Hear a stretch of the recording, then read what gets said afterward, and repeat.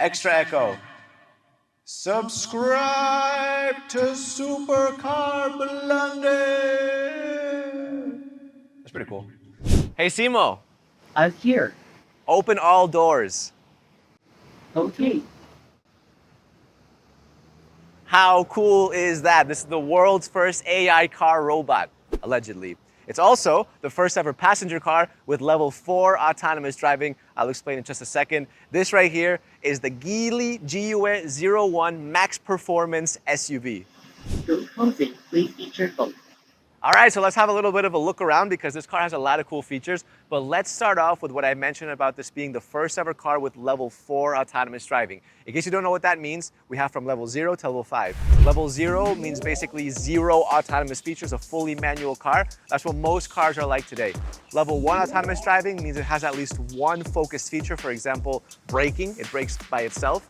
Level 2 means it has at least 2 features, for example, braking and steering. Then you have level 3, which is fully autonomous, but it needs human interaction. Level 4 is this, where it's basically a car that has fully autonomous driving in specified environments. Lastly, there's level 5, which means that it's a car that can drive completely by itself without any human interaction whatsoever, ever. So this is level 4, a world's first, but this is only level 4 in China. This car, for reference, is going to be priced between $44,000 to $50,000. So it's meant to be competing with the Tesla Model Y. In case you've never heard of Geely, Geely is not a beginner by any stretch of the imagination. These guys sold over 1.8 million cars last year. So obviously in China, it's like a completely different world to what we're used to over in the West, like in Europe and the US. So anyways, let's start off with the front. This car has over 500 voice commands, and when you talk to it, the lights kind of flicker to let you know that it's listening. So when you say, "Hey Simo, I'm listening. lower all windows." No problem. Do you see all the windows lower?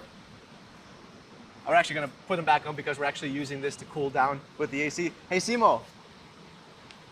Hey Simo, I'm listening. close all windows.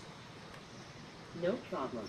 So anyways, the lights will flicker, not just on the front, but also on this side. You have this little pyramid shape right here. These are purple, and this will flicker to let you know that it's listening and that basically your Simo is activated. It's kind of like Siri, right? At the front, this is the Geely logo right there. A lot of you will have never seen that logo before, but when I visited Shanghai recently, they were everywhere.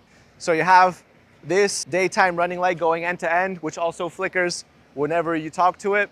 On the side, you have this kind of T-shaped headlight with the squares going on the top. There's no grille. It's a fully electric car, obviously. And there's 2 versions. There's the Max Performance version and there's the standard. The Max Performance, which is this one, will do 0 to 100 kilometers an hour in 3.8 seconds. The other one, the standard, will do it in about just over 6 seconds. So big difference. This is fast. This is faster than a BMW X6. So going off to the side, 21-inch rims. I mean, they feel all right. I like this detail. I'm not too sure about this piece of plastic, but this right here is nice. And then what you're also going to notice is on the side, you have Robo Vision right there. So you have a camera here, you have another camera right there. Basically, the Robo Vision is just the collection of cameras that lets the car drive autonomously, at least to level 4. And one thing that you might notice is that there's absolutely no door handles anywhere. No door handles, nothing to click. There is one button right here, which you can press. Door opens up like that. But no actual manual door handles. They really want you to use this car fully on voice command. So if you want to open just this door, you say, "Hey Simo, I'm listening. open my driver door." Got you. There you go. And that's how they want you to open it. And to be honest, so far, yeah, like with other cars, what we've seen is maybe they have different features in the interior where you have to say the exact words like, you know, hey Mercedes, tell me a joke. In this case, you can pretty much word it however you want. It does kind of understand what you're trying to get to, and it'll do that function, which is actually pretty nice. Below on the side, you have these 4 dots, and this represents the battery charge. So one of them is on. That means we have 25% battery left. We did start with a lot more, but we've been out here for a while, and I think that the sun isn't helping. And then you have the main area in the back, which has a pretty cool taillight, to be honest. I like the taillight. Looks like a digital spoiler, you know, with this kind of pieces on the side, and then it cuts end to end. It's got the pinstripe look. Yeah, it looks kind of, I mean, of course not like a real spoiler, but it does have a little bit of that kind of effect. For real spoilers, you have this one on the roof, which has 2 sensors and cameras on each end of the brake light. And above the taillights is a hidden spoiler. This piece actually can lift up when you hit 95 kilometers an hour, and yeah, it becomes a spoiler. I think that's pretty cool. My favorite feature of the back is this one right here. Ready? Hey, Simo, I'm listening. open the charging door. No problem. Look at that. How cool is that? I'm a sucker for cool doors. I like them. Hey, Simo, I'm listening. close the charging door. Got you.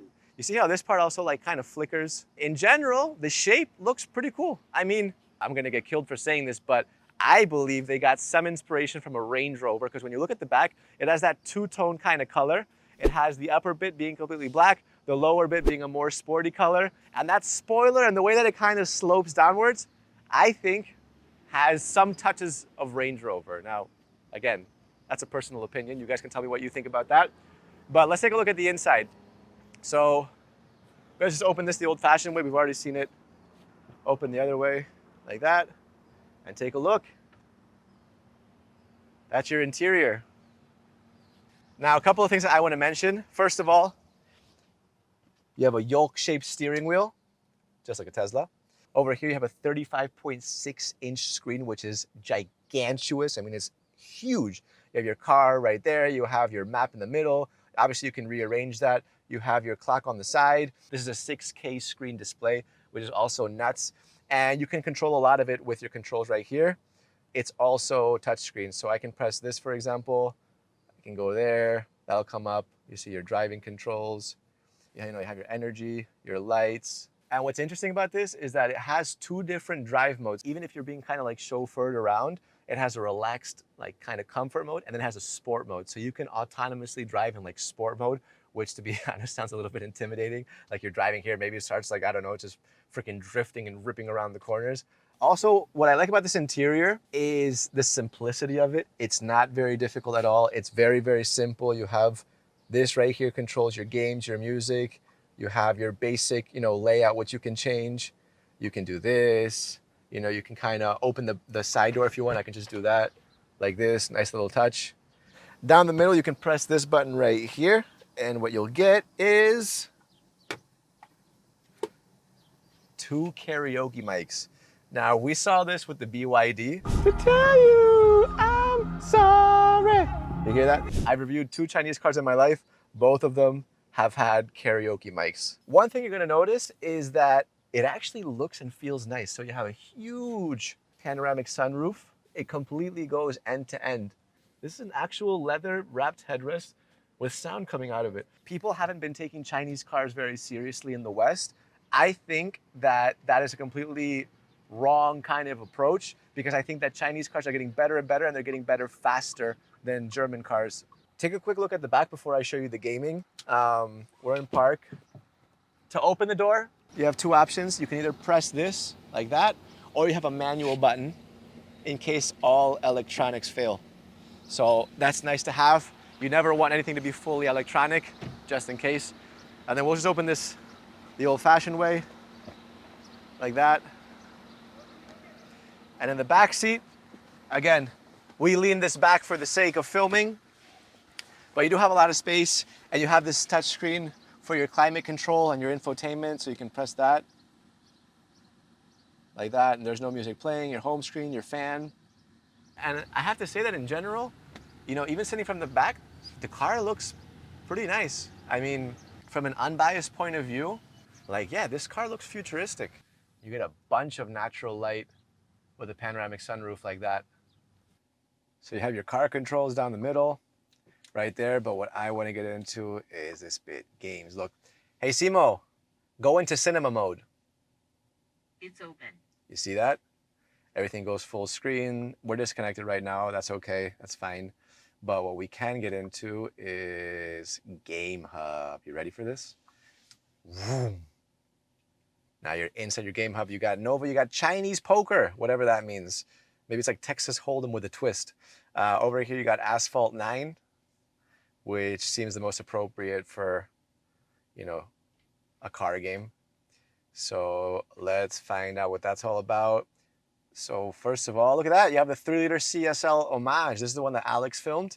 I filmed the one that actually went into production, the limited edition 1 of 50 that we filmed over in Marbella, which by the way, went on sbxcars.com. Now you can't get this one, but if you do want a premium or an extremely special exclusive car, you can visit our very own car action platform, sbxcars.com. We'll leave a link in the description box below. You can have a little look. And if you do want to bid on something special, best of luck to you.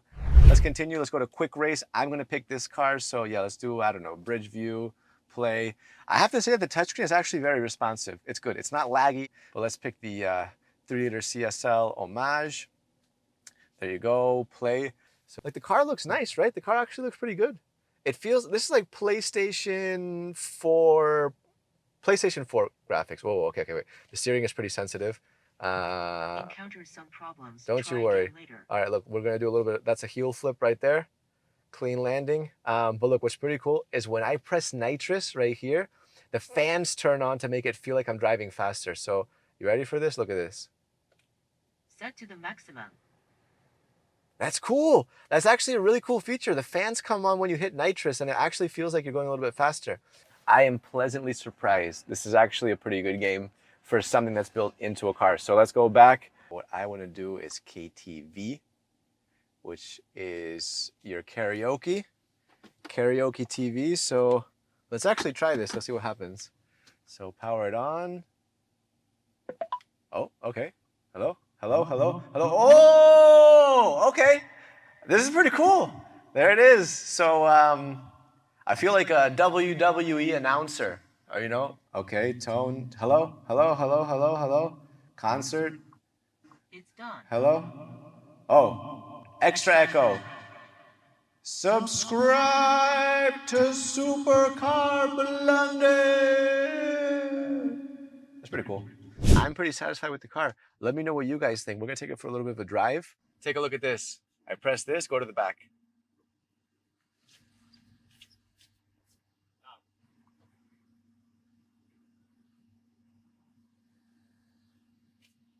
That's pretty cool. When I put this into drive, if I press the brake, this comes up, that closes automatically.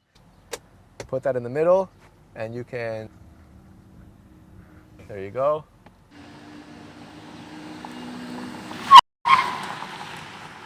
Let's go into the main road, do a little acceleration. Ready? Oh, okay. It starts to pick up like once you're in like what would be for a more mechanical car like second gear. All right, by the way, let's turn. So let's actually, there we go, sport mode. Oh, okay. No, that does have power. That's good. Yeah, that's good. That's actually crazy. Yeah, cars are just starting to get really fast. Wow, okay. Yeah, so my mistake was not putting it in sport mode. When you put it in sport mode, it's a whole different story. Wow. The tires even screech when I did that. Okay, I like that. It's normal. Did she just reply to me? I am pleasantly surprised with the acceleration. The top speed of this car is 200 kilometers an hour. And because we're in Dubai, we can't do the level 4 autonomous driving, which is kind of a shame because I would like to just kind of sit back and let this thing drive me around. So yeah, what's pretty cool as well is that when you do your turn signals right there, you press it, and you get your blind spot camera, which is nice. In general, yeah, I mean, another thing is the price point, you know, that's $44,000. Like, it definitely feels like you're driving something more expensive than that. Like, of course, $40,000 still isn't cheap, but, you know, just the overall experience. Did you hear that? All right, right here. So yeah, just like a Tesla, if you want to park it, you just press P to park, and the car more or less knows when you're trying to reverse or drive. It'll suggest it, right? You press the brake and it'll come up.